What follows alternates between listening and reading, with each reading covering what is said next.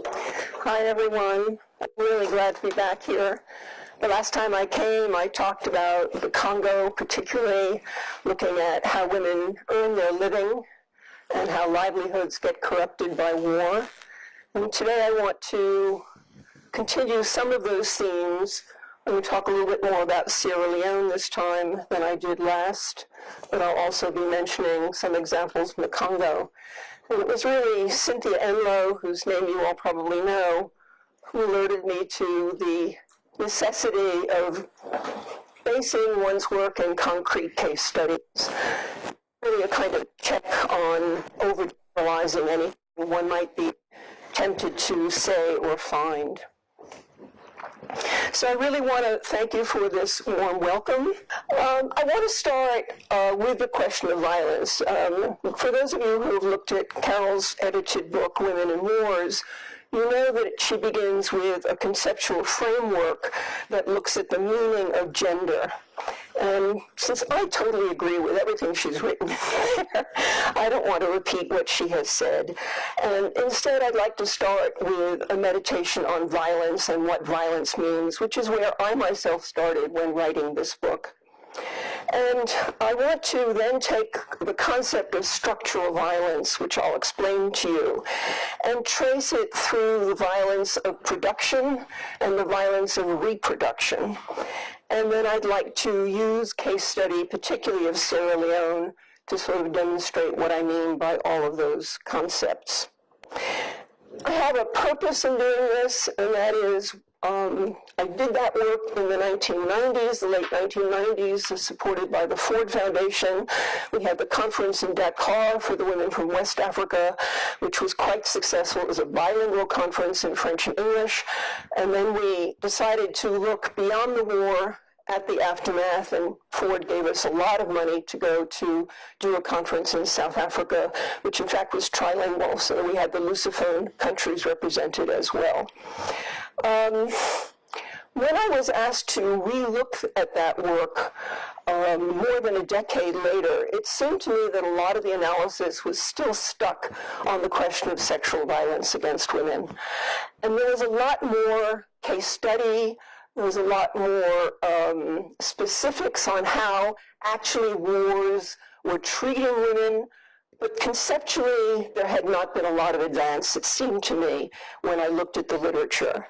So my purpose really is to take the analysis of wartime violence against women out of an individualized context. I don't want to look at it as rape of individual women. I want to put it in the context of the war economy. And every war has an economy. Things don't stop. Trading doesn't stop. Nothing stops when war happens. People are very much involved in what become highly criminalized and very corrupt, but also globalized economies.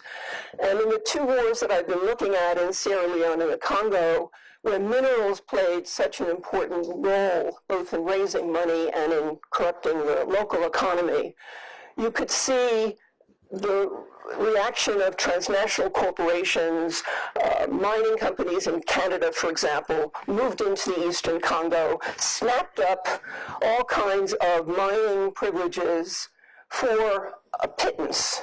But Kabila at that point needed money to pay his army, took whatever he could get, which turned out to be what the mines could produce in a day. But that's how it worked. And this kind of relation between the local and the global is very, very clear as soon as you look closely at what is actually happening. So I'm going to start with a discussion of violence, which really has many multiple meanings, very many associations. Specific meanings of violence are embedded in institutions and disciplines.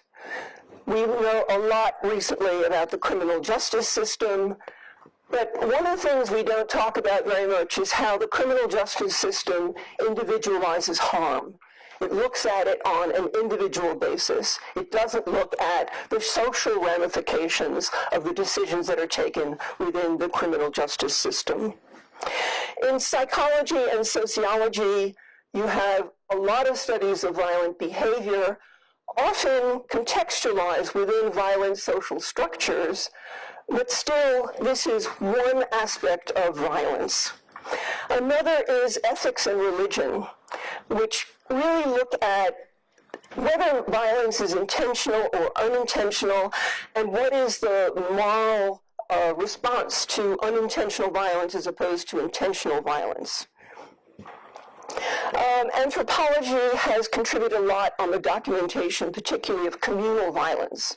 So I think we understand much better, for example, the kind of caste violence is happening right now in India because anthropologists have done that kind of work. And finally, political science, which is my own discipline, has investigated armed violence, and particularly political and state violence. But there also is another context in which violence is considered, and that's a spatial context. So, for example, we talk a lot about urban violence. And in cities and slums, violence transitions from political violence to criminal violence. It gives rise to epidemics of homicides, assaults, muggings, break-ins, carjackings, gang wars, vigilantism. We can associate that with urban violence in many countries, in many contexts.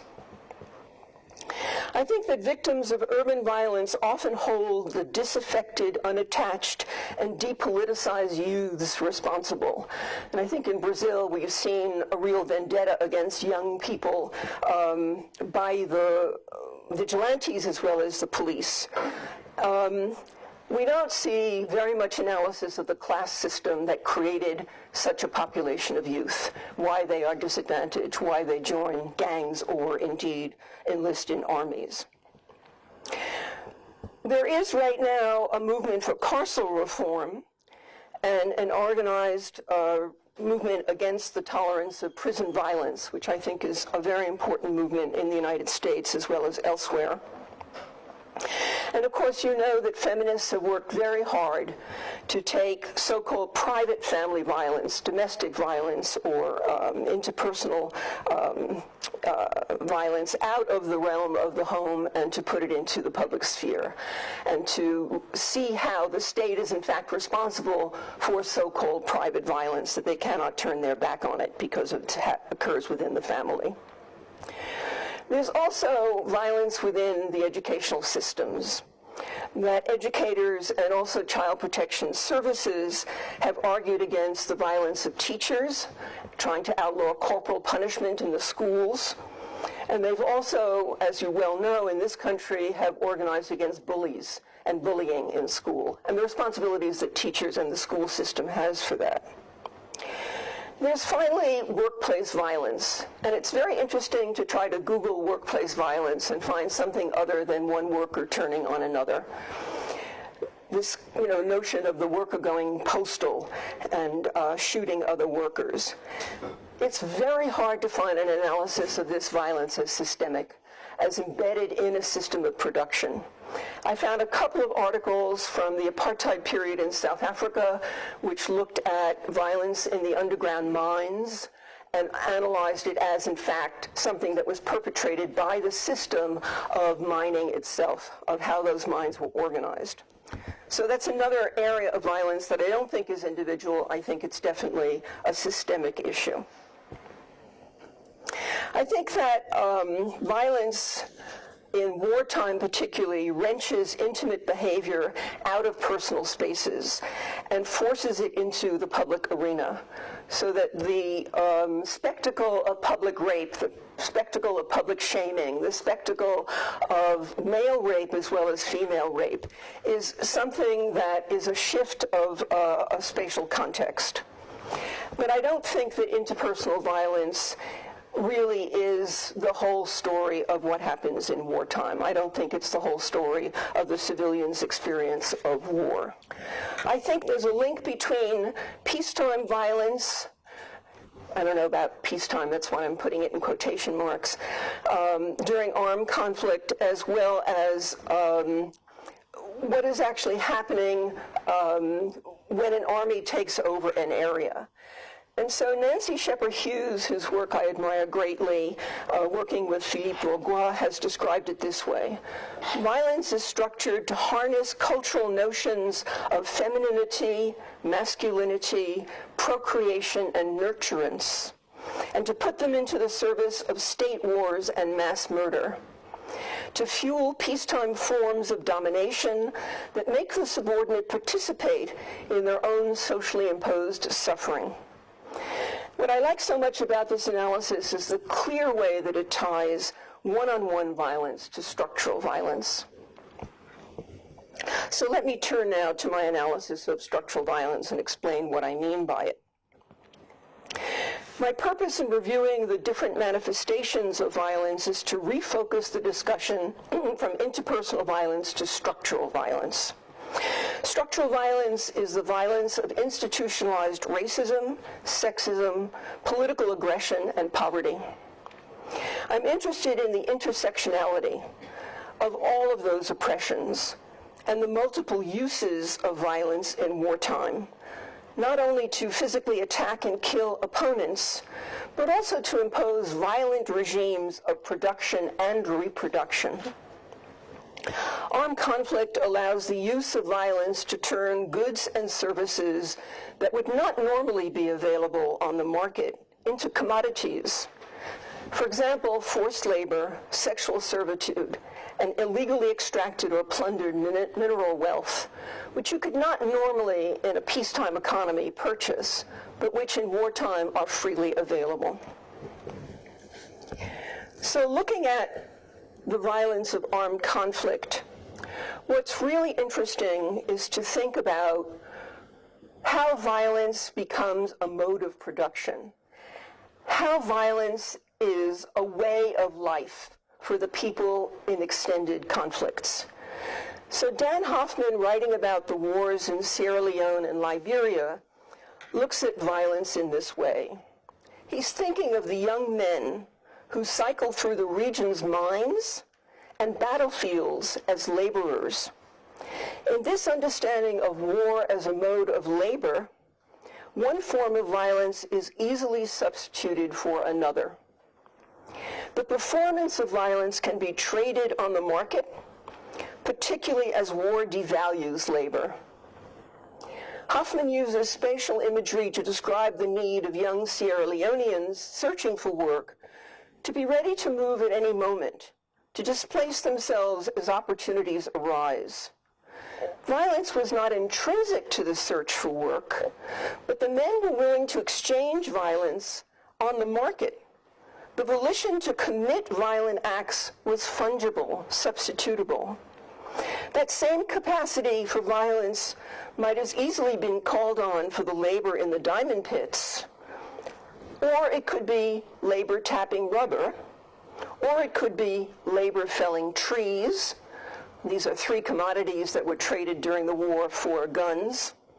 Or it could be labor standing in line at a disarmament center.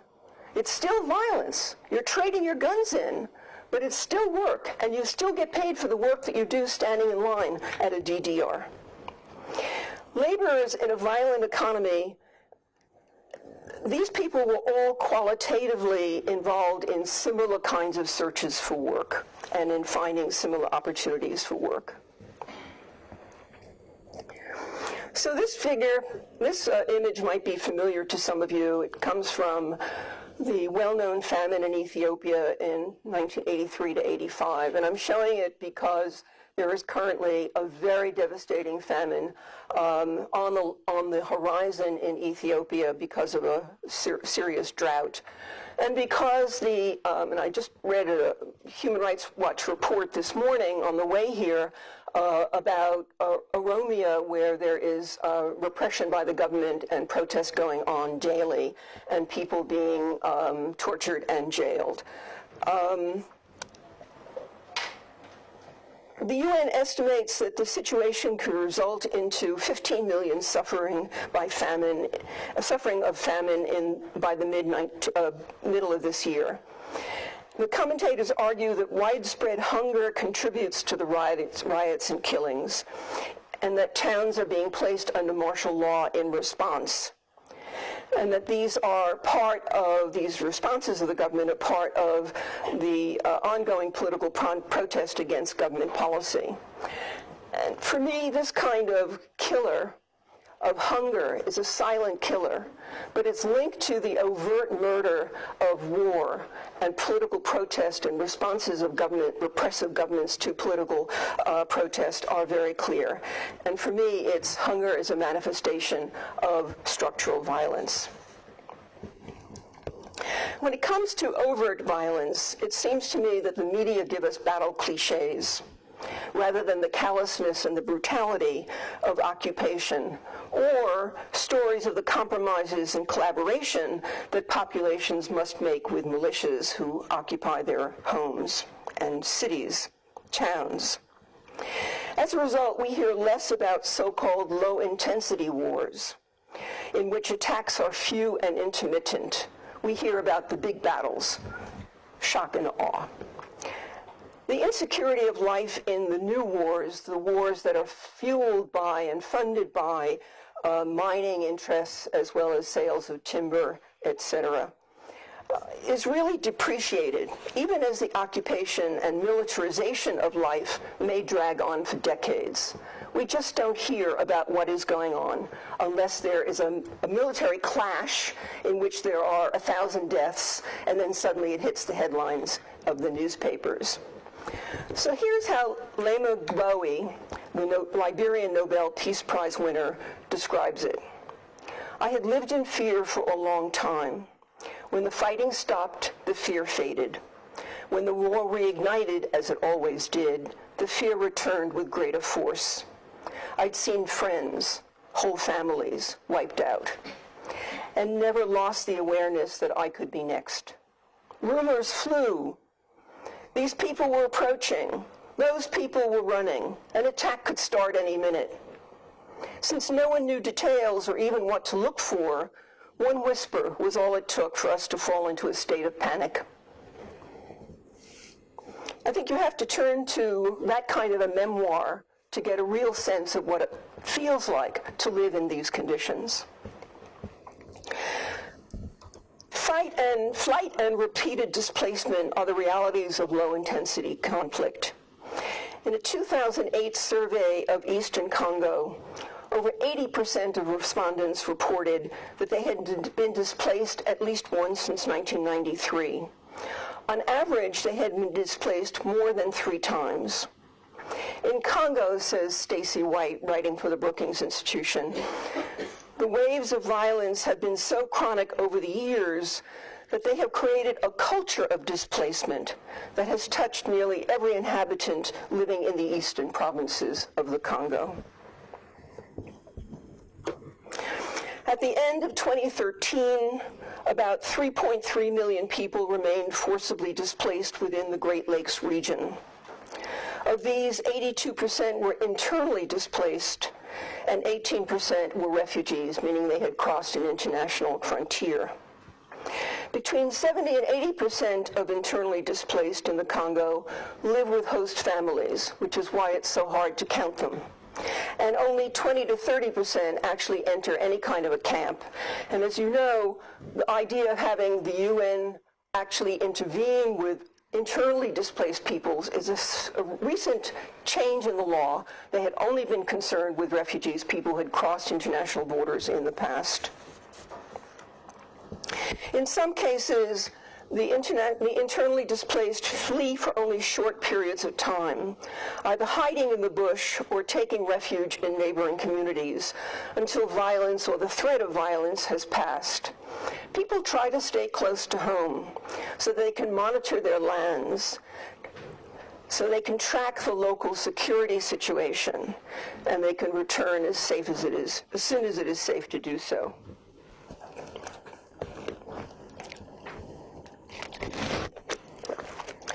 So I'm going to switch from the question of violence now to look specifically at the questions of production and reproduction during armed conflict.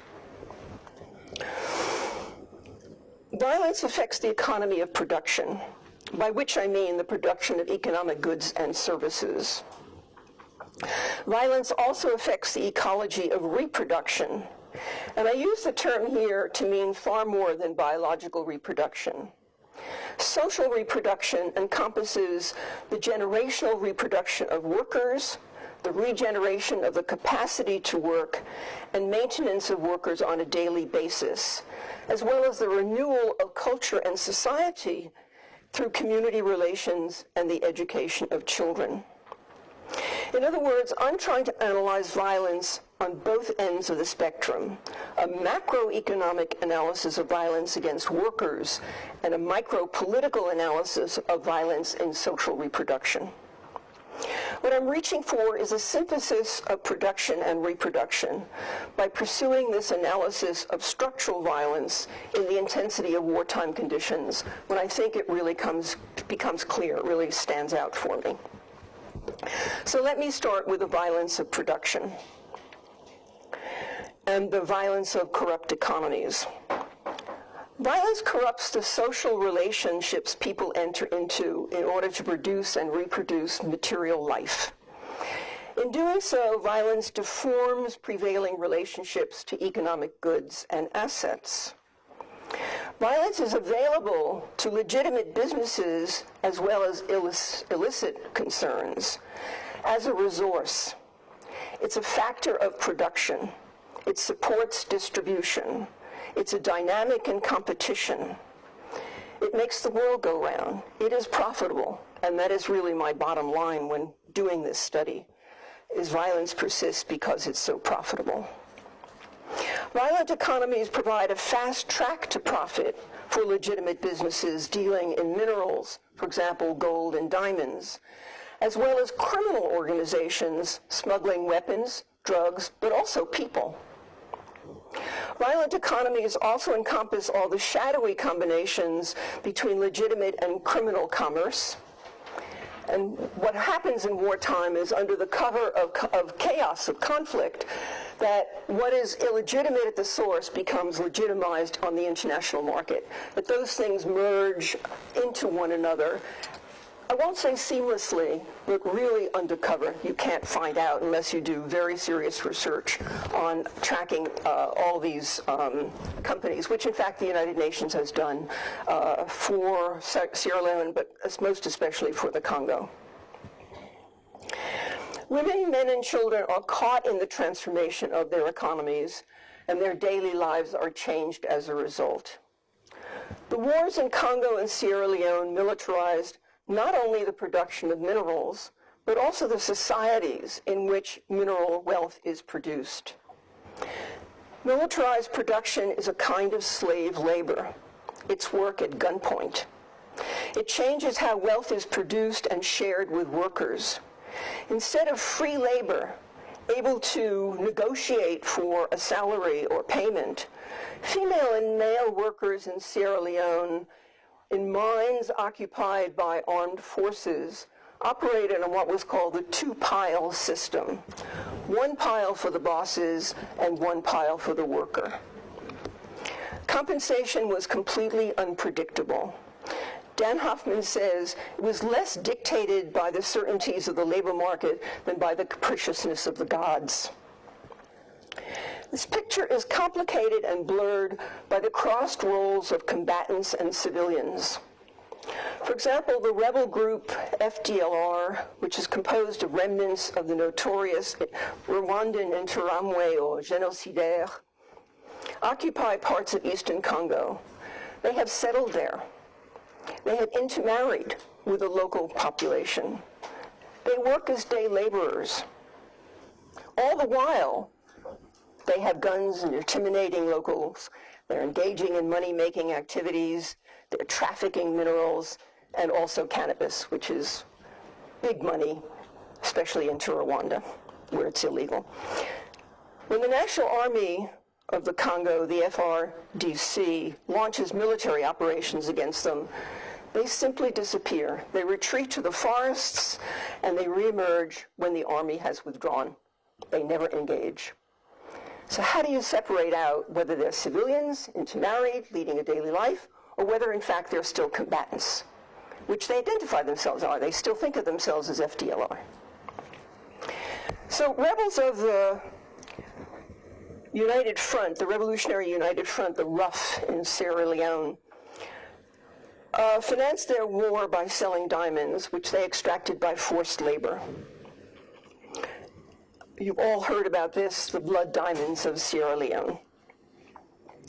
In early and mid-1990s, soldiers of the National Army not only looted and engaged in illegal diamond mining themselves, this is the National Army, right?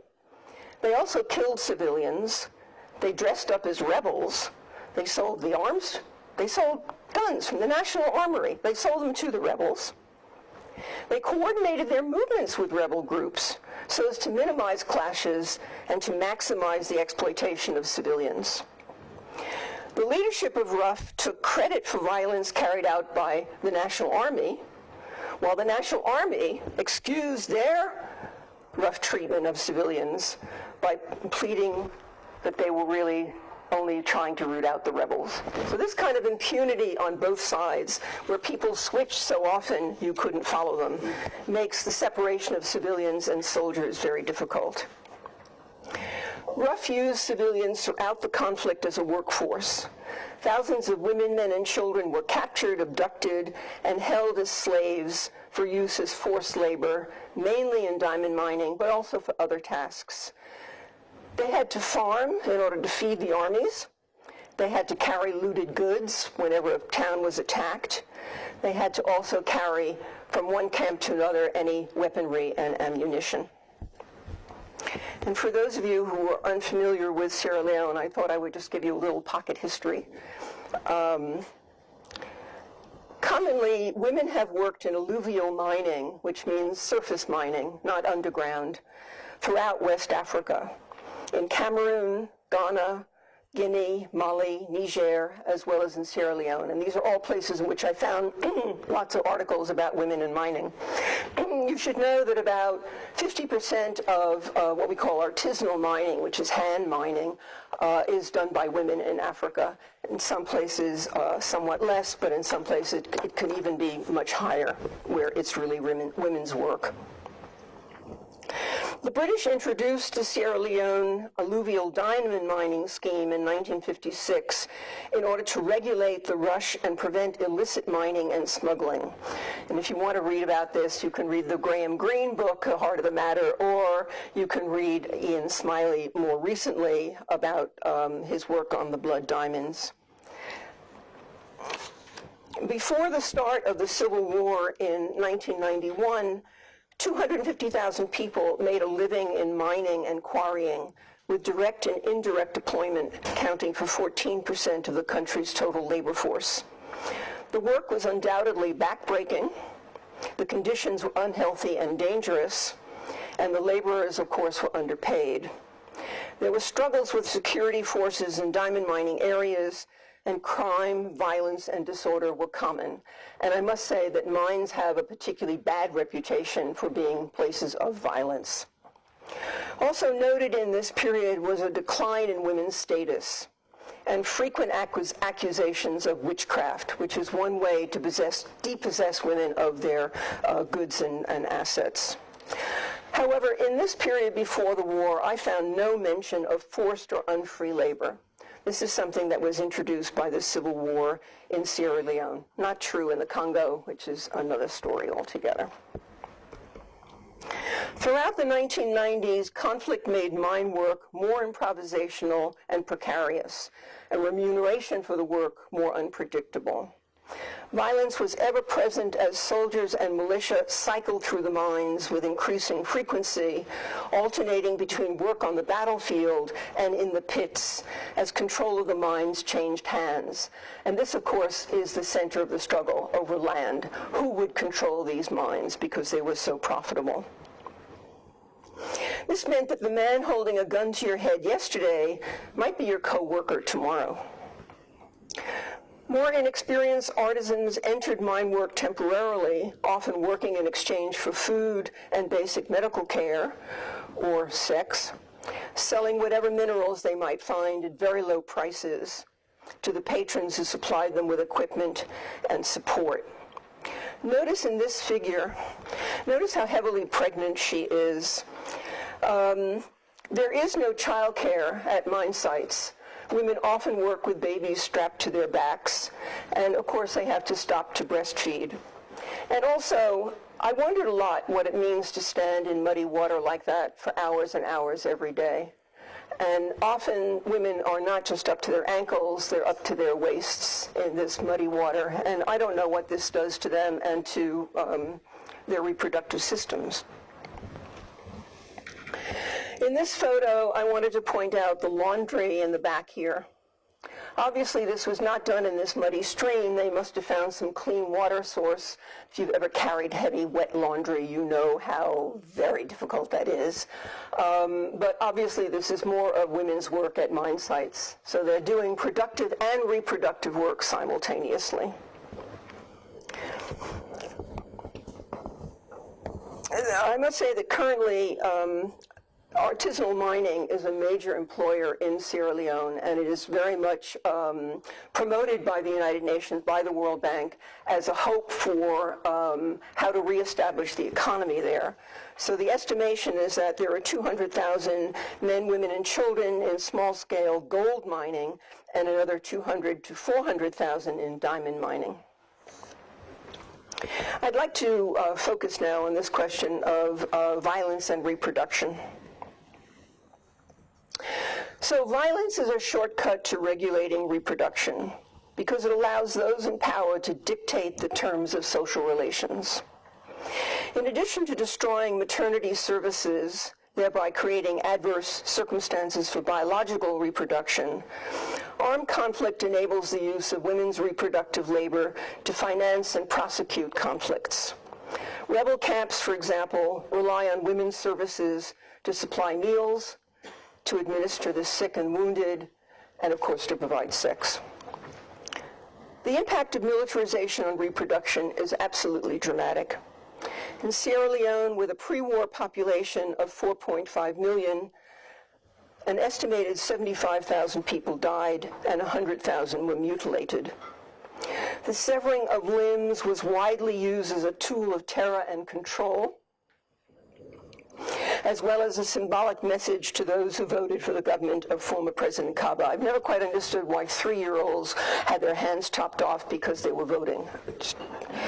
High rates of disability from war-related injuries places a very heavy demand on health services. It really converts them from anything that might have been public health into something that is entirely surgical and entirely hospital-oriented. But of course, those health services were so broken down in Sierra Leone. And of course, we know that many health workers fled when the health services were attacked. At war's end, Sierra Leone had the world's lowest life expectancy of 34 years and the highest level of child mortality, 316 per 1,000 live births. Maternal mortality peaked at 1,800 per 100,000. In the United States, it's about 11, 12, something like that. And that's high for an industrial company. And of course, we know from the most recent news that a decade later, the Ebola epidemic totally scuttled a health system which was still recovering from the effects of war. So health services are critical to social reproduction, but so are schools, which were also ruined in the conflict. Of course, all classes were canceled for the duration of the war, and teachers fled. And getting schools up and running after the war has proved to be an inordinate challenge. Children were abducted to fight or forced to work in the mines. Before the war, women's literacy was 20%. 1/5 of women could read and write. When Sierra Leone emerged from the war, the country ranked last, 177th, on the 2004 UN Development Program Human Development Index, which is a composite statistic of life expectancy, education, and per capita income. The current rate of female literacy in Sierra Leone is 37.7%, a marker of continuing violence against women. Remember, this is the country with the first university in sub-Saharan Africa, established in 1827. So I'm going to get up in my little soapbox for a minute here. I hope you'll bear with me. But this is something which absolutely infuriates me. Illiteracy at levels of 1 in 5 1 in 4, makes me feel that this is really structural violence against women. This is built into the system when you fail to educate women at a reasonable level in 2015. Illiteracy at these levels builds unequal power and unequal life chances into the system. It excludes women from the modern economy and the public sphere. It relegates them to essentialist aspects of reproduction, and it denies women the power of decision-making. If you want to know why, in the aftermath, so many gains women made during war are reversed, here's one of the clues. In the literature of violence on schools, one finds mention, as I said, of bullying, of corporal punishment, of teachers' predatory sexual behavior. And there are also positive things about the content of the curriculum with references to the need to teach conflict resolution and nonviolent. But I haven't seen anything about this level of ordinary everyday violence being structural in depriving women and girls of formal education. Oh, there are expressions of regret. There are acknowledgments of the disadvantages uneducated women experience, and there are programs to address the unequal access of girls to school. But nowhere is this said to be violence. And yet I believe illiteracy at such high levels is a type of violence that penetrates and pervades both production and reproduction. Okay, I'll get off my high horse here. So during the war, an estimated 250,000 women and girls were abducted and raped. And this is, of course, what made the headlines. Massive sexual violence was used not only to sow terror among civilian populations, but also to serve military and supply purposes, because commanders sanctioned rape and sexual slavery, supposedly to maintain the morale of the fighting forces. In other words, they used women and girls for both production, as in growing food, and reproduction, cooking, cleaning, laundry, and sex. A woman I met just before the invasion of Freetown in 1999, in fact, this was during the West African conference that we mentioned earlier, an activist who was working with women who had been raped, abandoned, and who turned to prostitution, spoke of the exploitation of girls and women in the devastation, desolation, poverty, and isolation that follow conflict. I was particularly impressed by her discussion of the isolation that these women experience, having been rejected by society, including their own families. Elizabeth focused on rehabilitating sex workers by instilling self-esteem and training them for income-generating employment other than sex work. Crimes against humanity and war crimes were particularly odious and widespread in Sierra Leone. I don't know how many of you are familiar with the work of Ishmael Bea, Long Way Gone, where he talks about his experience as a child soldier. He's written a really beautiful novel about post-war Sierra Leone called Radiance of Tomorrow. It's absolutely lyrical language. I really recommend it.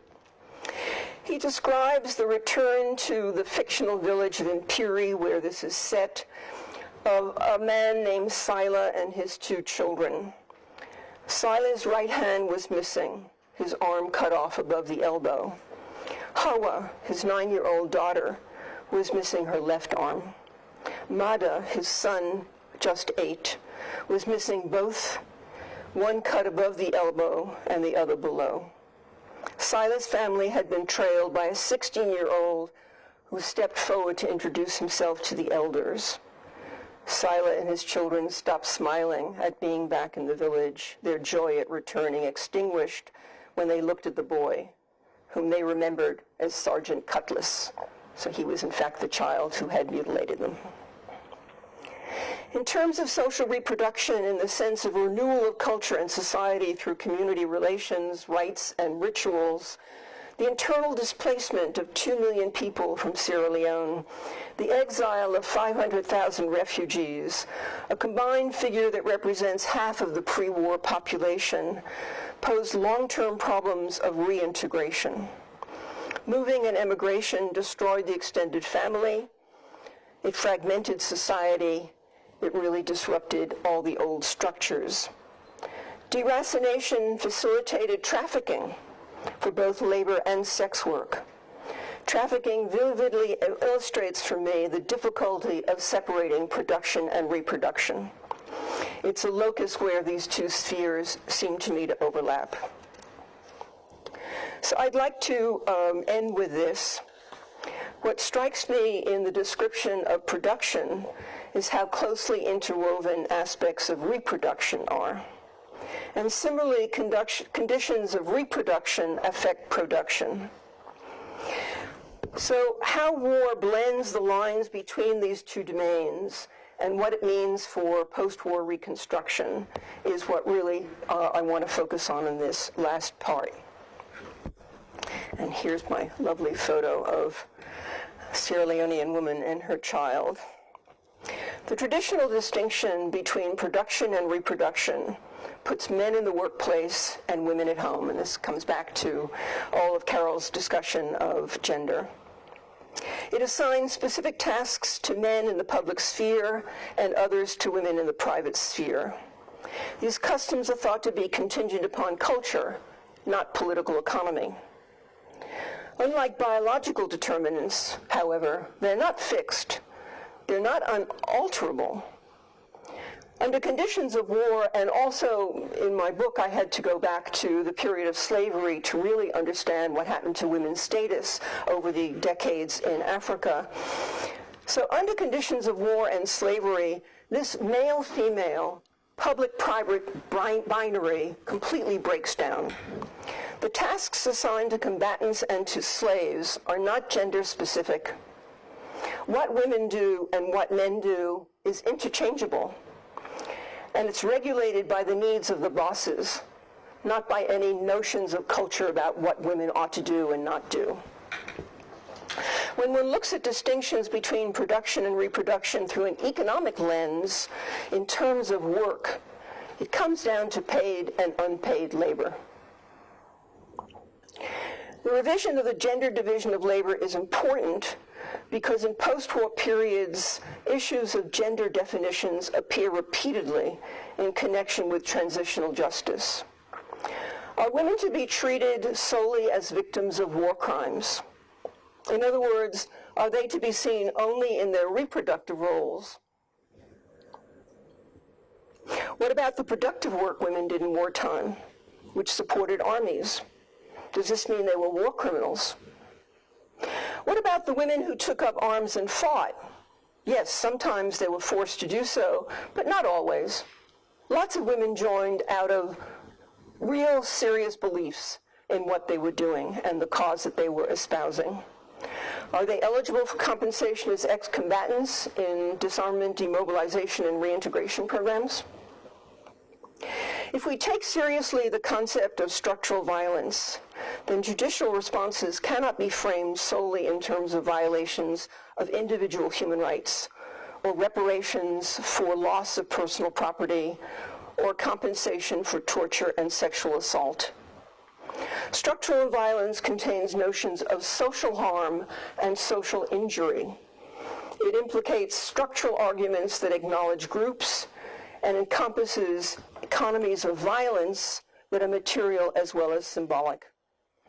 If violence is structural, then harms to person are social as well as individual. If injury is social, then we must address the social dimensions of trauma in our analysis and in our replies. A gendered reading of structural violence does not rest at the individual level.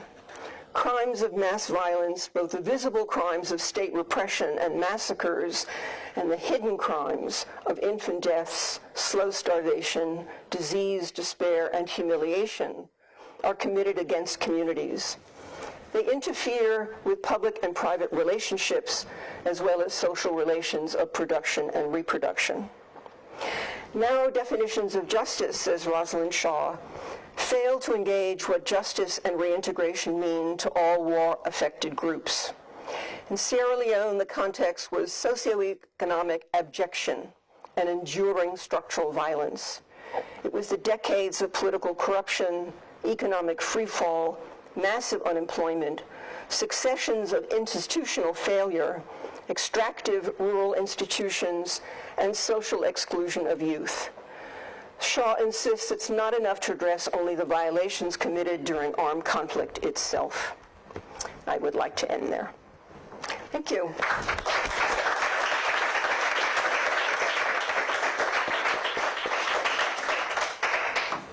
I think what we'll do now is we'll have a little bit of time for questions. Good evening, everybody.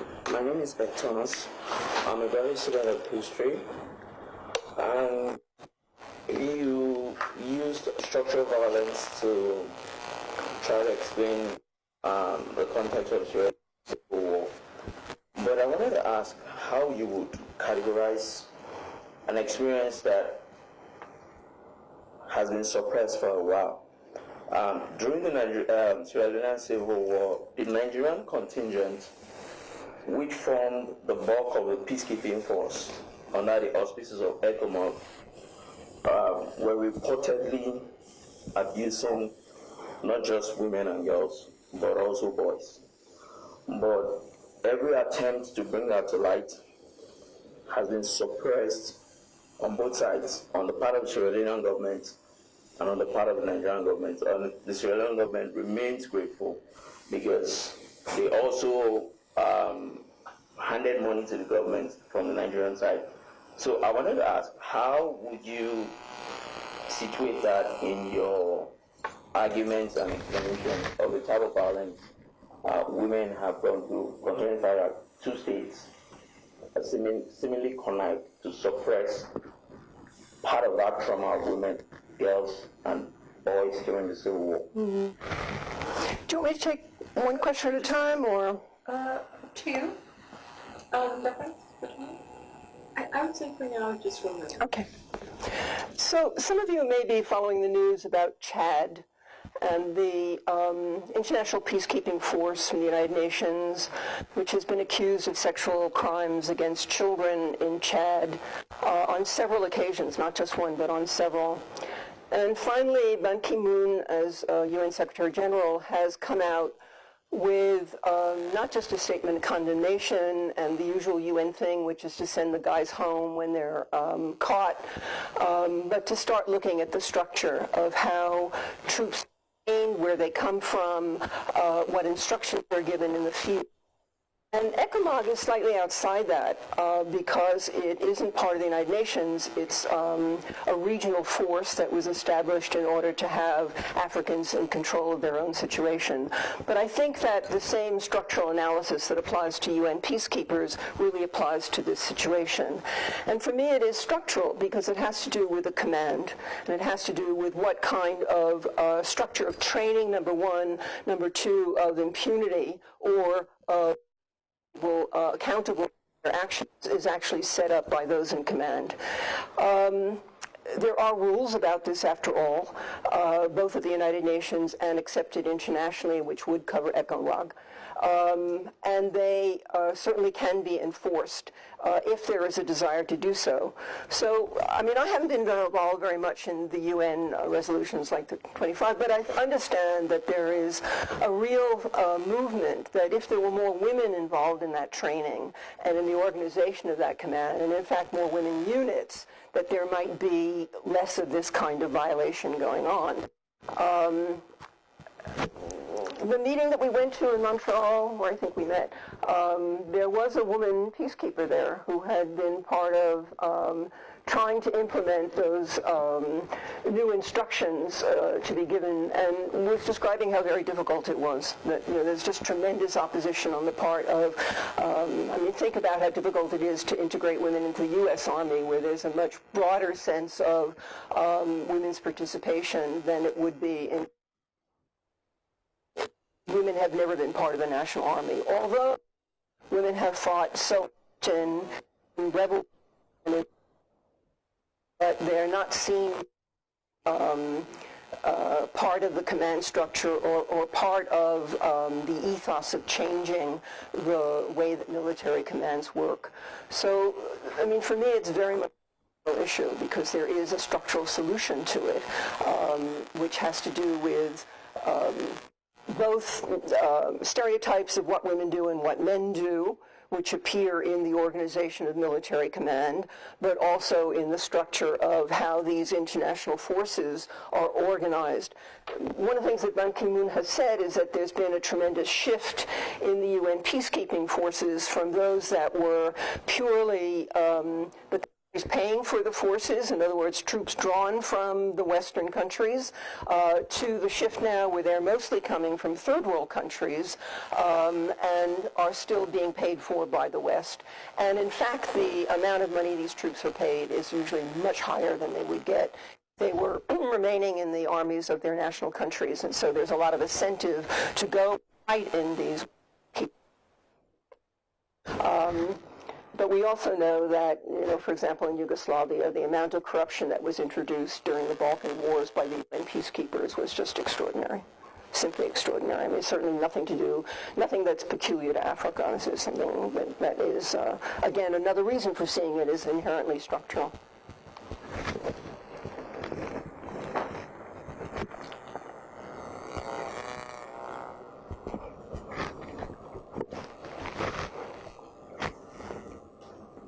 A little bit off the track. Can we introduce yourself? Oh, I'm Kelly Reddy. I'm an independent researcher. And I work with a group called Congo Action Now, which has been trying to pass a conflict minerals bill in the Massachusetts legislature. We've gotten through the first couple of committees, but we're still pushing it. There's not a way to go.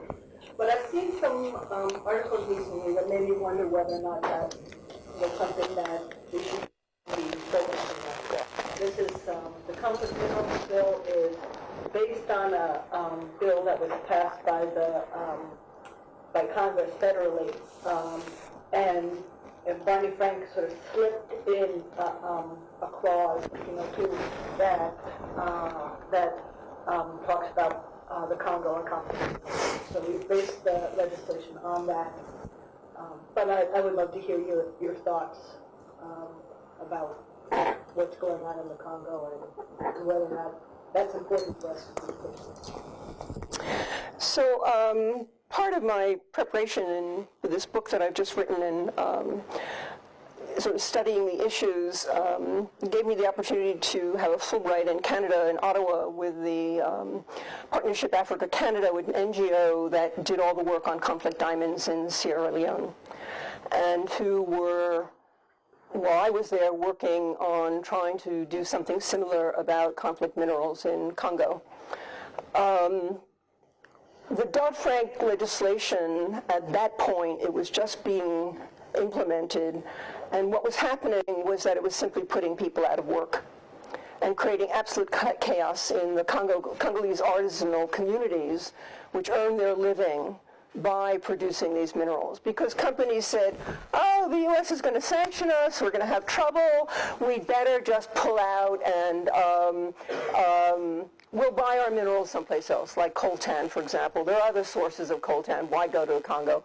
Gold is produced all over the world. Diamonds, in fact, are plentiful in Botswana or wherever. So we'll just avoid the Congo because, we might get in trouble. And in fact, gold is extremely difficult to trace because it's remelted and refashioned so many times, it's really hard to identify. Diamonds are a little bit easier. I think that part of the problem is that, and the other part of the problem is that it's not just minerals. Because as soon as the criminal organizations involved in taking the minerals out and getting them into legitimate hands, I have lots of examples for you of what happens to these minerals when they reach your little cell phones that come from Korea, for example. This one probably doesn't, but the problem was that these criminals decided, oh, well, we'll just leave conflict minerals alone. We won't touch them. We'll go into palm oil. We'll go back to ivory. We'll go back to poaching. We'll go back to bushmeat. We'll go back to cannabis. We'll go back, every other kind of, and particularly timber, which has always been one of the biggest sources of funding. We'll just sort of switch what we do and not worry about minerals anymore because there's plenty of money to be made without getting in trouble that way. But that's You know this. Every time a route is found for drug trafficking, traffickers simply find another route. And that's precisely what's happened, that they've gone around conflict minerals.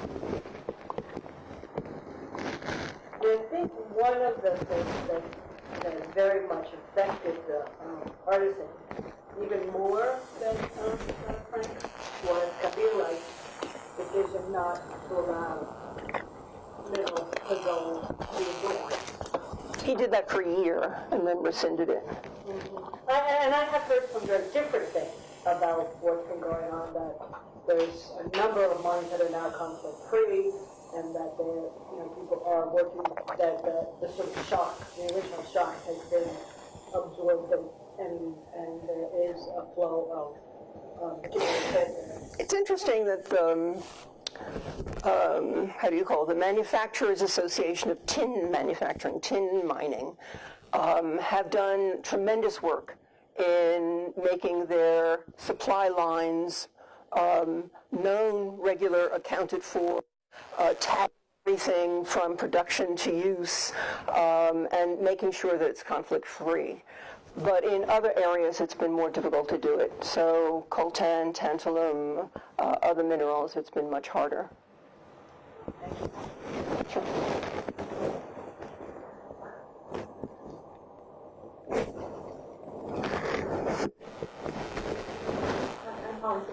And I'm global government. To speak up louder. That doesn't amplify.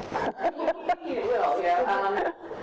My name is Paula Sigelski, and I'm a doctoral candidate in the Global Governance and Human Security Program here at UMass. And you talked about on this just a little bit in your talk, and I was wondering if you could elaborate a little more.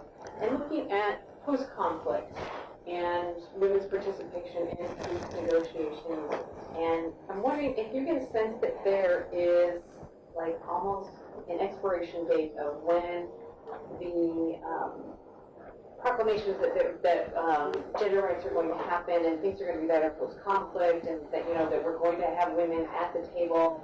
It seems as if the longer that goes on, the less that women are able to gain. And if there's like a timeline that could go on with that, like there's like a striking point where you can have the most effect, but then the longer it goes on, the less you're going to get because of increasing issues during post-conflict. Does that make sense? It's an interesting observation. I don't think it's generalizable. I really don't. I think that every single conflict is very, very different from every other single conflict, and both what women do to organize for peace during the war and what they do after the war varies very much from place to place. In the Congo, in the peace negotiations, women fought among themselves so much that they never had any impact at all on the negotiations in Sun City. In Liberia, as you know, the women hung in to the very end and were very vociferous about saying that the guys had to reach an agreement or the women simply would not let them out of the room for lunch at the end. I think that the amount of organization in Sierra Leone was not strong, and not strong enough to influence the peace negotiations. I've been talking with friends in Sierra Leone about, for example, even in Congo, there's now a women's mining association of some sort. Government control, I don't believe a word of it, but at least there's something. In Sierra Leone, there's nothing. In terms of a past history in Sierra Leone, I mean, women were fantastic. They were, especially in Freetown, they were involved in, I mean, there was market, they were unionized in the 1940s. I mean, they were really out in front. And all of that seems to have disappeared after independence with really bad mismanagement of government. I haven't read anything like Lema's book on Sierra Leone. I don't know of any memoir that's been published which gives a similar kind of account of what was going on and what women were mobilizing for in that country. So I think really it's very case by case. But it's an interesting observation about whether if women hang in there, whether they'll get more out of it or less out of it. Try to think about Uganda, where women got a lot out of Museveni at the end of the war. They got a women's ministry, they got a lot of money, they got a lot of recognition. Museveni felt that he owed them a lot, that he had come to power through women. But when I was last in Uganda for this meeting of the Great Lakes Regional Organization, I was shocked by the way Museveni treated the women. The women all took me aside and said, forget about it. We don't really care. It's just his display.